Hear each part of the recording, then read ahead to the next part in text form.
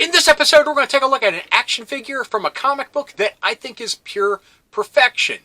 Although, this toy comes from one of his few cartoon appearances. So, stick around.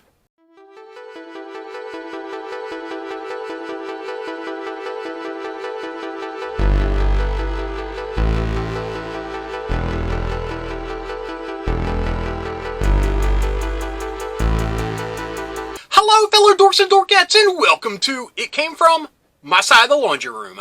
My name is Rob, and in this episode, we are going to take a look at the newish NECA Usagi Yojimbo figure. See, this comes from the TMNT cartoon series and his appearances that he made in that. Now, I'm just a sucker for Usagi no matter what. I have many figures all over the laundry room of him, and I needed this one. I mean, I was fiending for it, and I couldn't find it anywhere. Luckily, I was able to stumble upon it around the time of Father's Day, so I could say, hey, don't the kids want to get this for me for Father's Day? And they did. Funny how that works out.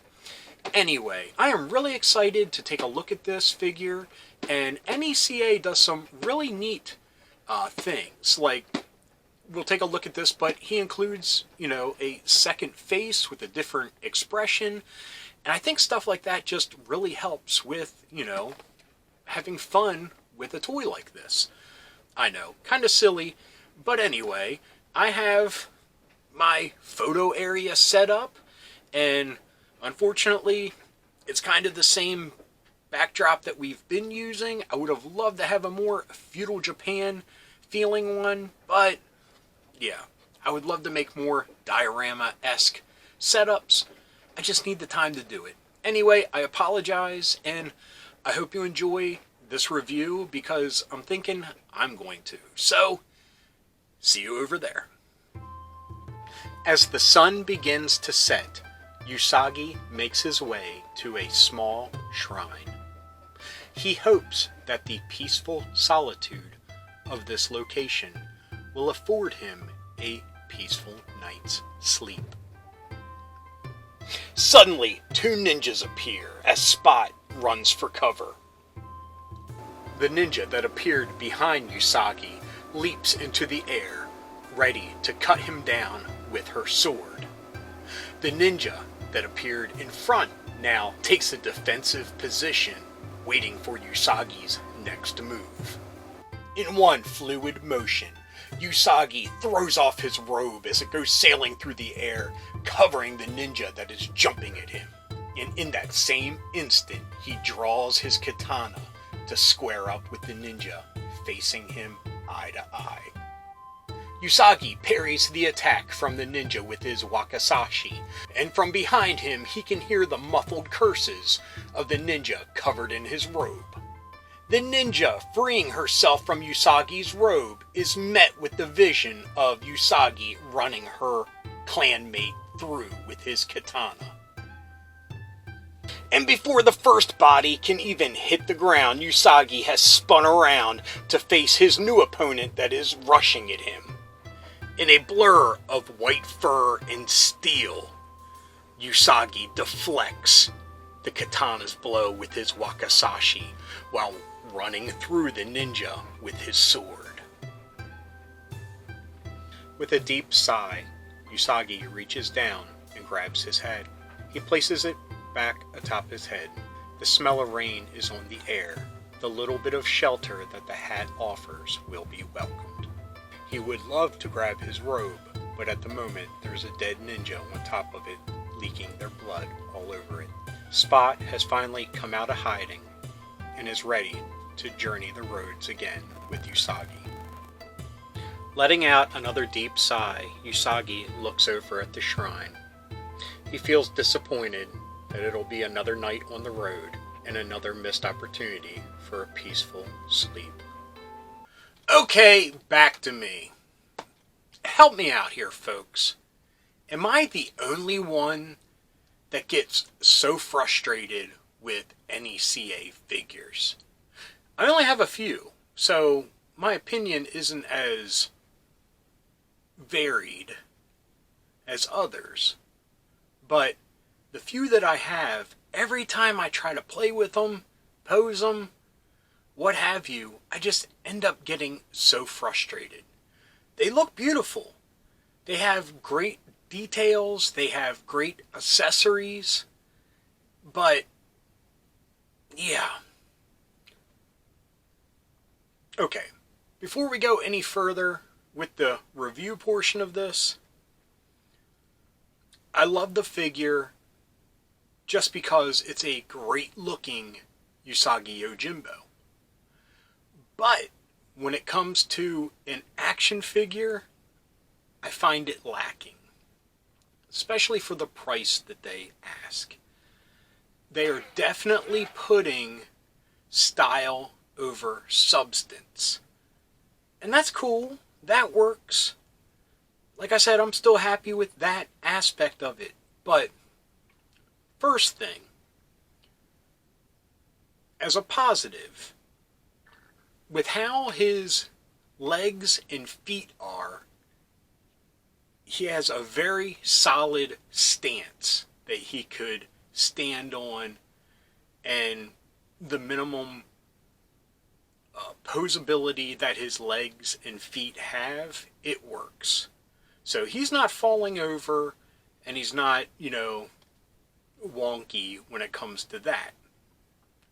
My problem is, you advertise, well, strong word, you include a separate head, which, another positive, the ears can be swapped out, because you have ears that are laid back for him to wear his wicker hat, and you have ears that are, top knotted up, like his normal appearance.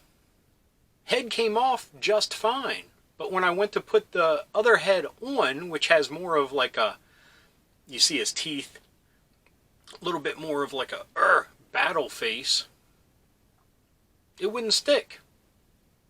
And when I looked, the peg that should have been in the neck is stuck in the freaking head. Now, I've tried, without the whole boiling and hair dryer and all that hoopla, which it may get to that eventually, but just right there in the moment trying, I got a couple, instruments to try to pop it out without putting too much wear and tear on it, because God forbid I break it for the price that it costs. It wasn't budging. The really soft plastic that they used for the ball jointed peg was moving without it actually giving way. So that really frustrated me, really pissed me off.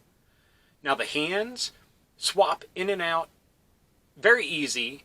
The problem is too easy, because you try to pose him a certain way with his sword, his friggin' hand falls off. So it's kind of, damned if you do, damned if you don't, because other figures I've gotten from NECA, the hands are hellishly hard to get on and off without fear of breaking the pegs. These are easy, but it comes at a price. But the head thing really ticks me off. Now, I tried different methods of just getting it to work for a couple pictures, and it did, but as soon as I clicked that photo, the head would fall off. And without that, that peg, it didn't have any stability or posability to it, honestly. So, yeah, that's a big turnoff with NECA, is the whole style over substance.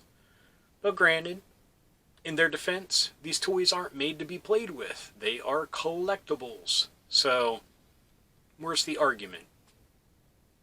People buy them because they do look good, and they set them on their shelf.